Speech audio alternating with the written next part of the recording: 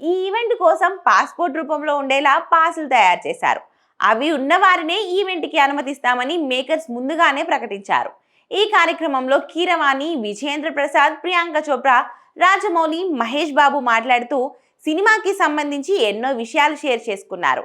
అయితే ఈవెంట్ జరుగుతున్న సమయంలో టెక్నికల్ సమస్య రావడంతో కాసేపు అంతరాయం ఏర్పడింది. దీంతో అసహనానికి గురైన రాజమౌళి దేవుడిపై నోరు పారేసుకున్నాడు.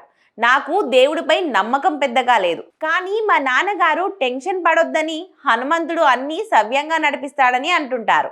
అయితే ఈవెంట్ సాంకేతిక లోపంతో ఆగిపోయినప్పుడు ఆయన ఏం చేస్తున్నాడు, అందుకే నాన్న అలా చెప్పినప్పుడు నాకు కోపం వచ్చింది అంటూ రాజమౌళి తీవ్ర అసహనంగా మాట్లాడారు. ఈ కమెంట్ సోషల్ మీడియాలో క్షణాలలో వైరల్ అయ్యి పెద్ద చర్చకు దారితీశాయి. ప్రత్యేకంగా హనుమంతుడి గురించి చేసిన వ్యాఖ్యలు హిందూ భావాలను దెబ్బతీసేలా ఉన్నాయని పలువురు అభిప్రాయపడ్డారు. ఈ నేపథ్యంలోనే రాష్ట్రీయ వానర సేన సంఘం సభ్యులు రాజమౌళిపై తీవ్రమైన ఆగ్రహం వ్యక్తం చేశారు. ఆయన వ్యాఖ్యలు హనుమంతుడిని అవమానించే విధంగా ఉన్నాయని, హిందువుల మనోభావాలను దెబ్బతీశాయని పేర్కొంటూ హైదరాబాద్లోని సరూర్ నగర్ పోలీస్ స్టేషన్లో రాజమౌళిపై ఫిర్యాదు చేశారు.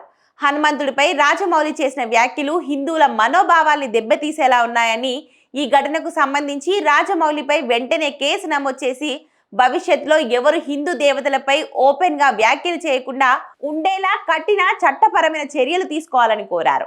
రాజమౌళి విషయంలో నెటిజన్లు రెండు వర్గాలుగా విడిపోయారు. కొంతమంది ఆయన మాటలను తప్పుగా అర్థం చేసుకున్నారని చెప్తుండగా, మరికొందరు పబ్లిక్ ఈవెంట్ లో అలాంటి వ్యాఖ్యలు చేయడం కరెక్ట్ కాదని అంటున్నారు.